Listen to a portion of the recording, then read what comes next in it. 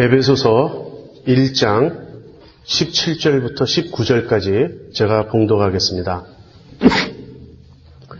우리 주 예수 그리스도의 하나님 영광의 아버지께서 지혜와 계시의 정신을 너희에게 주사 하나님을 알게 하시고 너희 마음 눈을 밝히사 그의 부르심의 소망이 무엇이며 성도 안에서 그 기업의 영광의 풍성이 무엇이며 그의 힘의 강력으로 역사하심을 따라 믿는 우리에게 베푸신 능력의 지극히 크심이 어떤 것을 너희로 알게 하시기를 구하노라. 여러분, 신앙생활 하시면서 제일 힘든 면이 어떤 것입니까? 저는 여러 가지 많지만 개인적으로는 항상 기도가 어렵다 그런 생각을 많이 합니다. 기도는 하기도 어렵고요. 또 바로 하기도 어렵습니다. 기도가 하기 어려운 이유는 무엇일까? 그러니까 기도하기 위해서 실제 무릎 꿇는 것, 실제 기도하는 것, 그 자체가 참 어려워요. 언제나 마음속에는 무슨 일을 하든지 기도로 시작해야겠다. 언제나 기도하면서 해야 되겠다. 그런 생각을 하는데 보면 언제나 끝에 기도하는 거예요. 내가 먼저 행하고 내가 먼저 계획하고 내가 먼저 움직이고 그 다음에 뒤에 가서 주님께 도와달라고 그렇게 기도하게 됩니다. 기도는 믿음의 표현입니다. 기도하기가 어려운 이유는요, 우리가 믿음으로 사는 것에 익숙하지 않기 때문에 그렇습니다. 우리에게 익숙한 것은 내 자아가 사는 거예요. 내가 생각하고 내가 계획하고 내가 결정하고 내 마음의 소원대로 내 의지대로 움직이고 행하는 것. 이 자아 생명에 우리가 익숙해 있기 때문에 주님을 의지하고 주님의 생명으로 살려고 하는 이 믿음으로 사는 법에 우리가 익숙하지가 않습니다. 그래서 기도한다는 것은 바로 주님의 생명으로 살고자 하는 거고 주님을 의지하고 살고자 하는 거고 그 믿음으로 사는 것인데 그렇게 믿음으로 살려고 할 때 이제 기도가 자연스러워지고 무엇보다도 먼저 기도하게 되는 것이죠. 그래서 우리가 기도하는 자체가 어려운 이유는 우리의 믿음의 문제입니다. 우리가 믿음으로 사는 일에 그만큼 익숙하지 않기 때문이에요. 그 다음에 두 번째로는 그렇게 기도를 이제 열심히 해도 기도를 바로 제대로 하기가 또 어렵습니다. 그 이유는 무엇일까요? 그것은 기도에 대한 오해 때문에 그렇습니다. 기도가 정말 무엇인지, 바른 기도가 무엇인지를 잘 모르고 우리 생각대로 기도하기 때문에 우리가 바른 기도를 잘 못하는 것이죠. 어떤 분들은 대단히 기도에 열심이고 기도에 힘쓰는데 그래서 기도하는 모습만 보면 정말 하나님 사랑하고 하나님 중심의 삶을 살 것 같은데 여전히 자기중심적이고 하나님 사랑이 없는 그런 모습을 우리가 보게 되는데 그 이유는 그분들의 기도가 하나님 중심의 바른 기도가 되지 못하기 때문입니다. 그래서 바른 기도를 드리기 위해서는 하나님의 말씀으로부터 제대로 배워야 하는데 지금 저희가 바울의 기도를 묵상하는 중에 있습니다. 이 바울의 기도를 통해서 기도가 어떤 것인지, 바른 기도가 무엇인지 잘 배울 수 있기를 바랍니다. 기도의 두 요소는 감사와 간구입니다. 우리가 지난 주일에 15절, 16절을 중심으로 바울이 어떻게 하나님께 감사를 드렸는지, 에베소 성도들의 그 믿음의 모습, 사랑의 모습을 인해서 하나님께 감사를 드렸고요. 그 이전에 하나님께서 주신 신령한 복을 인해서 하나님을 찬양하는 것을 우리가 지금까지 살펴보았습니다. 이렇게 먼저 우리의 시선을 하나님께 고정해야 됩니다. 하나님이 어떤 분이신지를 생각해야 되고 그분을 인정하는 것, 그분께 합당한 찬송을 드리고 그분이 우리에게 베풀어 주신 은혜들에 대해서 감사를 드리는 것, 이것이 기도에 먼저 선행되어야 될 부분이에요. 이렇게 하나님께 찬송을 드리고 감사를 드리고 나서는 이제 우리의 필요를 하나님께 아뢰입니다. 이것이 간구 부분이에요. 이 순서가 대단히 중요합니다. 먼저 하나님을 인정하는 거예요. 하나님이 어떤 분이신지 그분의 은혜를 감사하고 찬송하고 나서 그러한 다른 믿음의 이제 관계 속에, 믿음의 맥락 속에서 이제 우리가 하나님께 우리의 필요를 아뢰는 것입니다. 이 순서가 바로 되어 있을 때 우리는 하나님의 뜻대로 하나님이 기뻐하시는 간구를 할 수 있는 것입니다. 오늘은 이제 간구의 측면, 두 번째 부분을 살펴보도록 하겠습니다. 바울은 이렇게 그의 간구를 시작합니다. 우리 주 예수 그리스도의 하나님, 영광의 아버지께서, 여러분 기도에 있어서 제일 중요한 것은 얼마나 많이 기도하느냐, 얼마나 뜨겁게 기도하느냐, 심지어는 무엇을 기도하느냐도 아니고요. 누구에게 기도하느냐 하는 것입니다. 기도의 대상이 기도에 있어서 가장 중요해요. 별로 이렇게 신앙이 없는 사람, 그러니까 기독교인이 아닌 사람들도 이런 말을 하는 걸 가끔 들을 때가 있어요. 나는 기독교인은 아니지만, 또는 나는 신앙은 없지만 기도하는 그 모습은 아름답다. 기도하는 그 마음은 참 아름다운 것 같다. 그렇게 말합니다. 그러한 기도는 대상을 염두에 두지 않고 기도하는 마음에 초점을 두고 있는 그러한 표현들은 기도가 무엇인지 정말 모르는 것이에요. 우리의 마음에 어떤 기원이 있다든지 바라는 어떤 것이 있다든지 그것이 기도가 아닙니다. 그거는 우리 모두에게 있어요. 기도가 참으로 바른 기도가 되기 위해서는 하나님께 드려져야 돼요. 그리고 그 하나님께 맞춰서 드려져야 돼요. 기도의 대상이신 하나님이 어떤 분이신지를 바로 알고 드리는 기도가 참된 기도입니다. 바울은 하나님을 이렇게 묘사하고 있습니다. 우리 주 예수 그리스도의 하나님, 영광의 아버지라고. 왜 바울이 우리 주 예수 그리스도의 하나님이라고 먼저 말을 하는 것입니까? 우리가 하나님에 대해서 바로 알 수 있는 길은 예수님을 통해서뿐입니다. 우리가 믿는 하나님이 참된 하나님인지, 우리가 하나님에 대해서 바른 믿음과 지식을 갖고 있는지 어떻게 압니까? 예수님이 보여주신 대로 우리가 하나님을 믿을 때만 우리는 하나님을 알 수 있어요. 왜 그렇습니까? 예수님만이 하나님으로부터 오신 분입니다. 그 다음에 예수님을 통해서만 하나님을 알 수 있을 뿐 아니라 예수님을 통해서만 하나님께로 나아갈 수가 있어요. 예수님은 하나님과 우리 사이에 중보가 되십니다.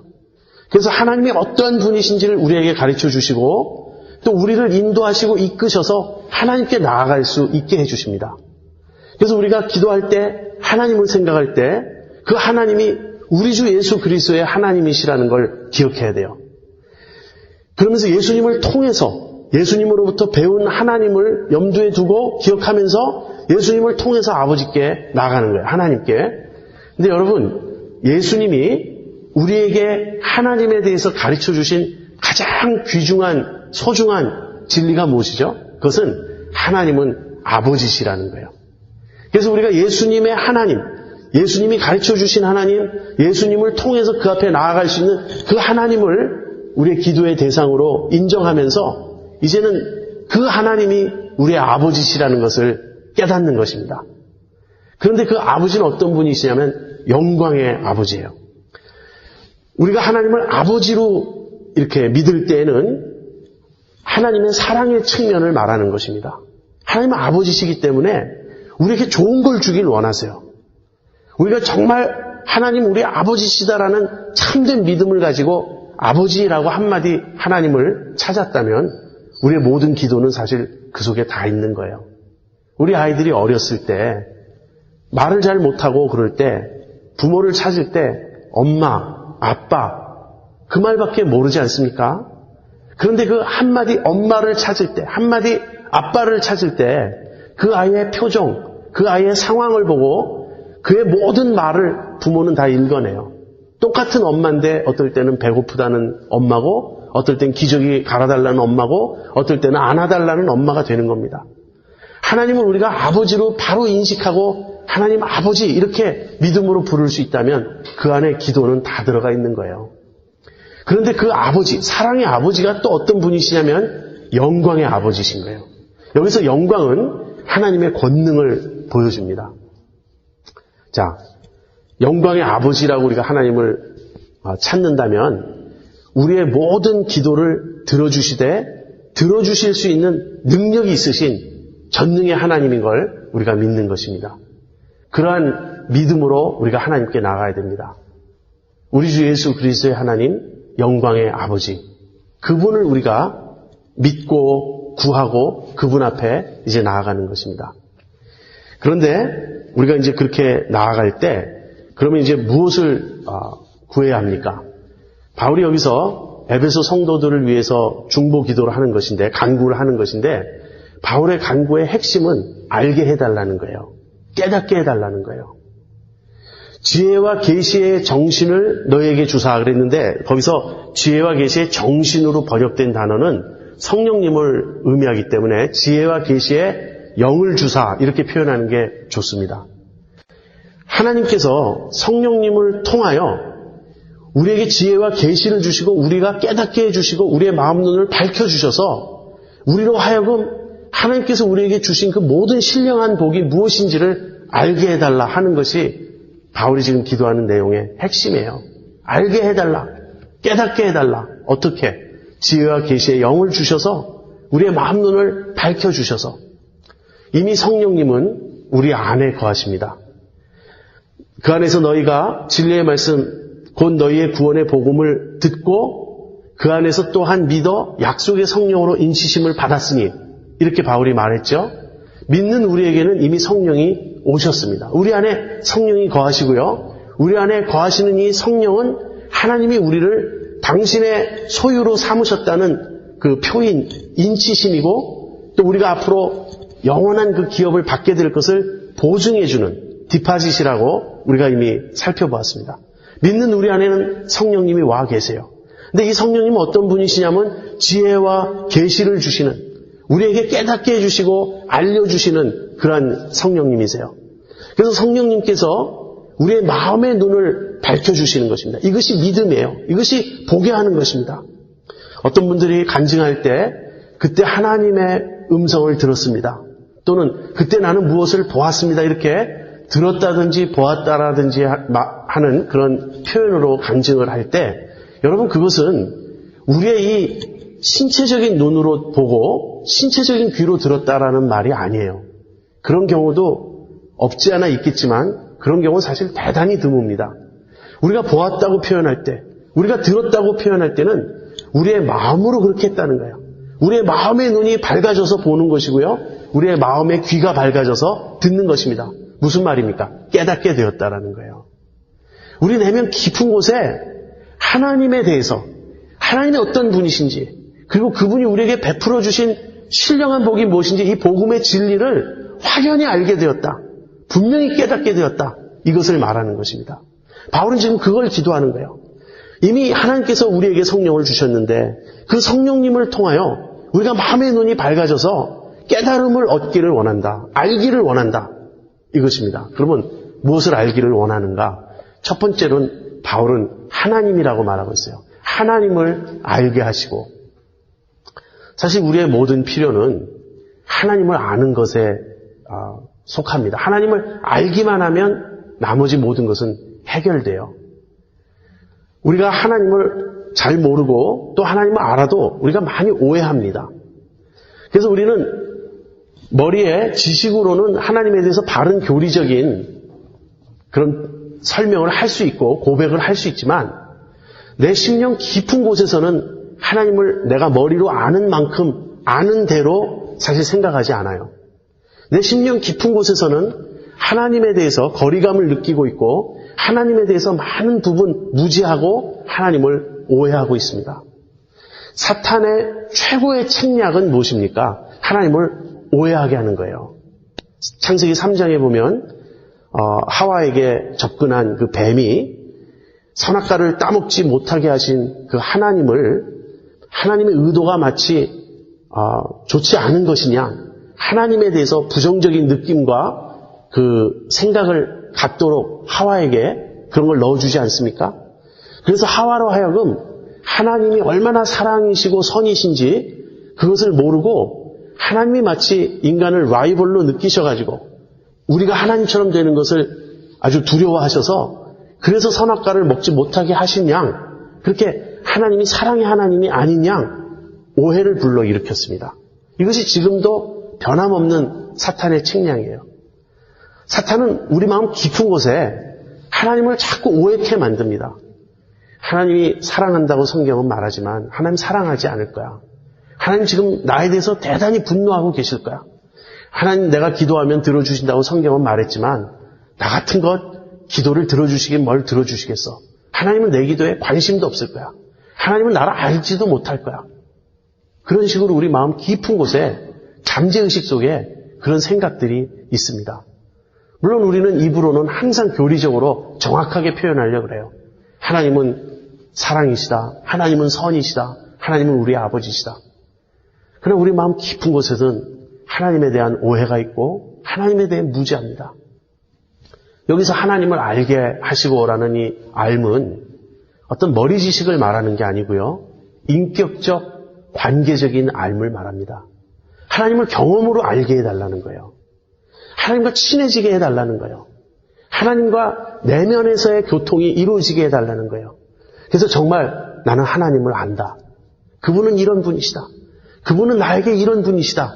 라고 우리가 말할 수 있게 해달라는 것입니다. 그렇지만 하나님을 아는 것은 추상적이지 않습니다. 하나님은 그저 막 하나는 어떤 신비적인 존재로 생각해서 내가 하나님께 기도할 때는 뭔가 뿌옇고 막 뭉게뭉게 구름이 막 그냥 가득 차고 그래서 신비스러운 무엇 어떤 내가 범접할 수 없는 빛과 같은 어떤 존재로서 하나님 그렇게 안다는 뜻이 아니에요. 하나님 우리가 안다는 것은요. 구체적으로 하나님이 우리를 위해 행하신 일들 우리에게 베풀어 주신 은혜와 복을 구체적으로 아는 것입니다. 그래서 바울은 이어서 세 가지를 말합니다. 부르심의 소망에 대해서 말하고요. 성도 안에서 너에게 베푸신 그 기업의 영광의 풍성이 무엇인지를 말하고 세 번째는 믿는 우리에게 베푸신 능력의 지극히 크심이 어떠한지를 알게 하시기를 구하노라 그렇게 말합니다. 이 세 가지예요. 그래서 이제 바울이 깨닫게 해달라고 에베소 성도들이 깨닫게 해달라고 우리가 깨닫게 해달라고 기도하는 세 가지 내용은 부르심의 소망, 기업의 영광의 풍성, 그 다음에 우리에게 베푸신 능력의 지극히 크심 세 가지입니다. 하나씩 살펴보겠습니다. 먼저는 부르심의 소망이에요. 부르심이라고 말할 때는 우리의 뒤를 돌아보는 것입니다. 그리스도인의 삶은 부르심에서 시작해요. 하나님께서 창세전에 우리를 택하시고 우리를 당신의 거룩한 자녀로 만드시려는 예정, 계획을 갖고 계셨습니다. 그리고 예수님을 이 세상에 보내셔서 십자가를 지게 하시고 또 예수님을 다시 살리사 구속의 사건을 성취하셨어요. 그리고는 이제 우리가 복음을 듣고 믿을 때 이것을 적용하셔서 실제 그 구원이 우리 안에 이루어지게 하시는데요. 이 적용의 처음 단계는요. 부르심이에요. 우리가 복음을 들을 때 그리고 그 복음을 듣고 믿을 때 무슨 일이 일어나는 것이냐면 하나님의 부르심을 듣는 것입니다. 복음을 들을 때 우리는 하나님의 음성을 듣는 것이고 하나님의 부르심을 듣는 거예요. 우리 중 어느 누구도 부르심 없이 그리스도인이 될 수 없습니다. 여러분이 지금 이 자리에 왜 있습니까? 여러분이 어떻게 예수님을 주로 고백하게 되었습니까? 여러분 스스로가 믿기로 결단했기 때문인가요? 물론 우리의 믿음의 결단도 필요합니다. 그러나 그 모든 우리의 믿음의 반응은 먼저 하나님이 우리를 불러주셨기 때문에 일어나는 것이에요. 그래서 부르심이 그리스도인의 삶의 출발입니다. 여러분 부르심 받았다는 그 사실 아십니까? 그 오스 기니스라고 하는 신학자의 소명이라는 책이 있는데요. 여러분 꼭 한번 읽어보시기 바랍니다. 소명보다 더 중요한 것이 있을 수 있을까요? 하나님이 나를 불러주셨어요. 전능하신 창조주 영광의 아버지이신 그분이 나를 불러주셨어요. 그렇다면 이 부르심 안에 우리의 존재의 목적이 있고 존재 의미가 있고 존재 가치가 있는 거예요. 나는 왜 여기 있는가? 나는 무엇을 향해 가는가? 그 모든 것을 결정하는 것은 하나님의 부르심입니다. 하나님이 우리를 불러주셨어요.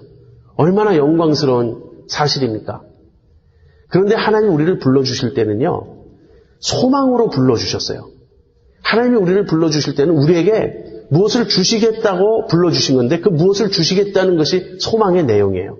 그래서 부르심은 우리의 뒤를 돌아보는 일이라면 그 부르심이 지향하는 바 그 소망은 우리의 앞을 내다보게 하는 것입니다. 그래서 바울이 말하는 건 여러분이 하나님의 부르심 받았다는 그 사실을 알기 바랍니다. 그리고 여러분이 하나님의 부르심을 받았다면 그 부르심에는 소망이 있어요. 그 소망은 이제 미래를 바라보는 것인데 여러분의 눈을 이제는 앞을 향하여 여십시오. 그럼 그 앞에 무엇이 있습니까? 기업의 영광의 풍성이 있는 거예요. 그러니까 소망의 내용이 무엇이냐면 하나님이 우리에게 주실 그 기업의 영광의 풍성입니다. 그것이 두 번째죠. 부르심의 소망이 무엇인지를 깨달아야 되고 그 다음에는 그 소망의 내용인 성도 안에서 우리에게 베푸신 우리에게 주신 그 기업의 영광의 풍성을 이제 깨달아야 하는 것입니다. 근데 여기 기업에 대해서는 두 가지 해석이 있습니다. 첫 번째 해석은 이 기업이 하나님의 기업을 가리킨다 이렇게 보는 거예요. 그렇다면 우리 자신입니다. 그래서 기업의 영광의 풍성이란 말은 하나님이 우리를 기업으로 삼으시고 당신의 기업으로 삼으시고 이제 우리를 하나님의 그 영광스러운 존재로 만드시겠다는 거예요. 하나님이 취하신 하나님이 취하신 기업인 우리가 영광스러운 존재가 되게 해주시겠다는 그런 뜻입니다. 반면에 이 기업을 우리가 받을 상급으로, 우리가 받을 어떤 것으로 보는 해석이 있는데 이 후자를 따르면요. 우리가 앞으로 누리게 될 하나님이 우리에게 주실 영광이에요. 그러니까 결국 같은 것이죠. 우리가 영광스러운 존재가 되어서 하나님의 영광스러운 기업이 되는 의미와 하나님께서 우리에게 베풀어 주실 영광과 사실은 다른 게 아니에요. 그래서 이 기업을 어느 쪽으로 해석해도 의미는 같습니다. 좀 쉽게 이렇게 설명해 보죠. 하나님이 우리를 당신의 기업으로 삼으셔서 우리를 영광스러운 존재로 만들어 주십니다. 또 이제 다르게 보면 우리가 하나님께서 우리에게 베풀어 주시는 그 은혜가 너무 감사하고 놀라워서 우리가 하나님의 영광을 찬미합니다. 이 양면이 다 있는데요. 쉽게 이렇게 제가 설명하고 싶습니다. 여러분 성형 수술을 한번 생각해 보세요. 한국이 아마 세계에서 성형 그 수술 능력이 제일 뛰어나다는 그런 평가를 듣는 모양이에요. 그 한국의 그 연예인들이나 이런 사람들이 이제 뭐 대부분 성형을 했겠죠. 근데 굉장히 미모가 뛰어나서 특별히 중국 같은 데서는 그런 한국 연예인의 모습대로 자기들도 성형을 받고 싶다. 뭐 그런 사람들이 많은가 봐요. 아무튼 한국 그 성형 시술이 뛰어난데 성형으로 한번 생각을 해보십시오. 하나님이 성형외과 의사세요. 그리고 우리를 성형하시는 겁니다. 우리에게 성형 수술을 하시는 거예요. 그래서 우리를 기가 막힌 아름다운 존재로 만드십니다. 자, 그렇게 되었을 때 영광은 누구에게 돌아갑니까? 나는 본래 이렇게 아름다운 사람이야. 나는 본래 이렇게 미인이야, 미남이야. 난 본래 이렇게 잘생겼어. 그럴 수 없죠. 왜냐하면 나는 본래는 이쁘지 않았는데, 나는 본래는 추한 모습이었는데 너무 뛰어난 성형의과 선생님이 나를 이렇게 바꿔주셨어요. 그래서 영광은 누구에게로 돌아가냐면 의사 선생님이 받으셔야 돼요. 하나님이 우리를 아름다운 존재로, 거룩하고 흠이 없는 영광스러운 존재로 바꾸셨을 때 그 영광은 하나님께로 돌아가는 거예요. 하나님, 당신의 작품입니다. 당신의 능력입니다. 하고 하나님을 찬미하는 거예요. 그렇지만 동시에 우리 자신이 아름다운 존재가 되어 있잖아요.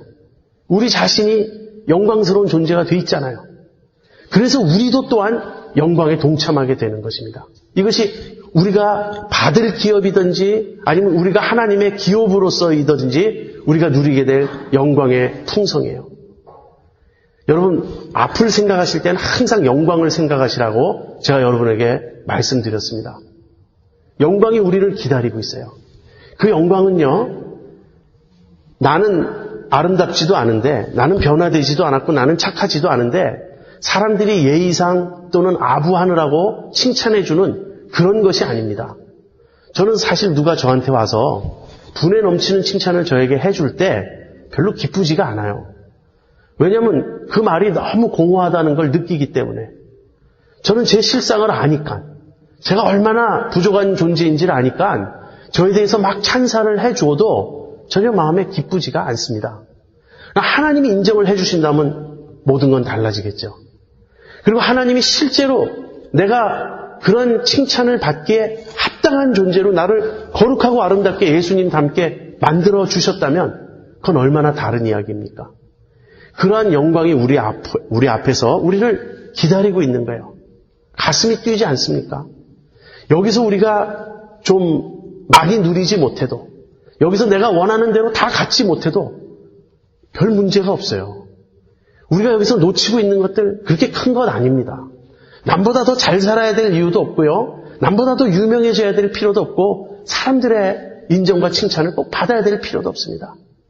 하나님이 우리의 아버지가 되셔서 우리를 당신의 기업으로 삼으시고 우리를 얼마나 영광스러운 존재로 만들어 주실 건지 그것이 우리의 부르심의 소망이에요. 그것을 보라고 지금 바울은 말하는 것입니다. 그것이 미래예요. 과거 뒤를 돌아보면 부르심이 있고요. 앞을 바라보면 소망이 있는데 그 소망은 기업의 영광의 풍성이에요. 세 번째는 현재입니다.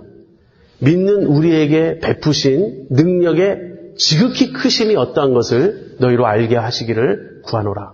현재는 능력입니다. 하나님이 우리에게 능력을 주셨다는 거예요. 그런데 이 능력이 그 힘의 강력으로 역사하심을 따라 믿는 우리에게 베푸신 능력의 지극히 크심 이렇게 나와요. 그래서 힘이란 단어, 강력이라는 단어, 역사라는 단어, 그다음 능력이라는 단어 이렇게 네 개의 다른 단어가 쓰이고 있는데요. 이건 다 동의어입니다.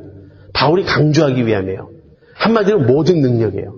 하나님이 모든 능력을 우리에게 지금 베풀고 계시다는 겁니다.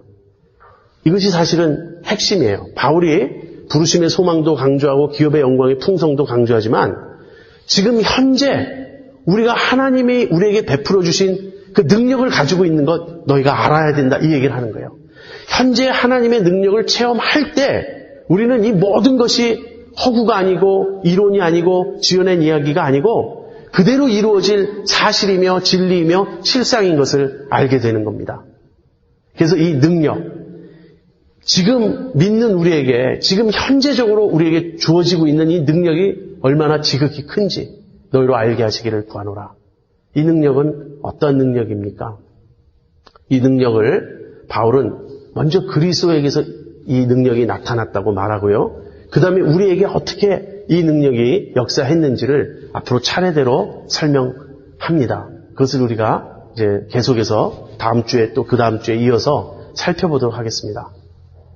아무튼 이 세 가지를 꼭 기억하십시오. 부르심의 소망, 성도 안에서 그 기업의 영광의 풍성, 그 다음 우리에게 베푸신 능력의 지극히 크심, 뒤를 돌아볼 때는 하나님 우리를 불러주신 부르심의 은혜가 있습니다. 그리고 이 부르심은 자연스럽게 우리를 소망으로 인도하며 우리의 눈을 앞을 향하게 합니다. 우리 앞에는 영광의 풍성한 영광이 우리를 기다리고 있습니다.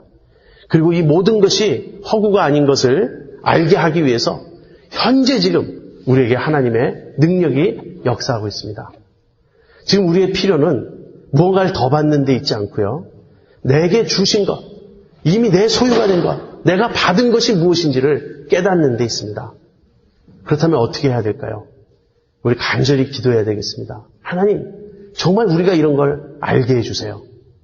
그리고 기도할 뿐 아니라 이렇게 사도들을 통하여 이렇게 우리에게 진리를 가르쳐 주시니까 열심히 성경을 상고해야 되겠습니다.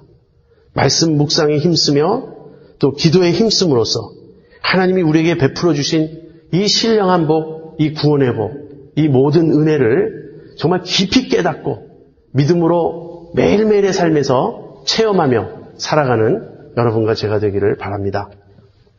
그리고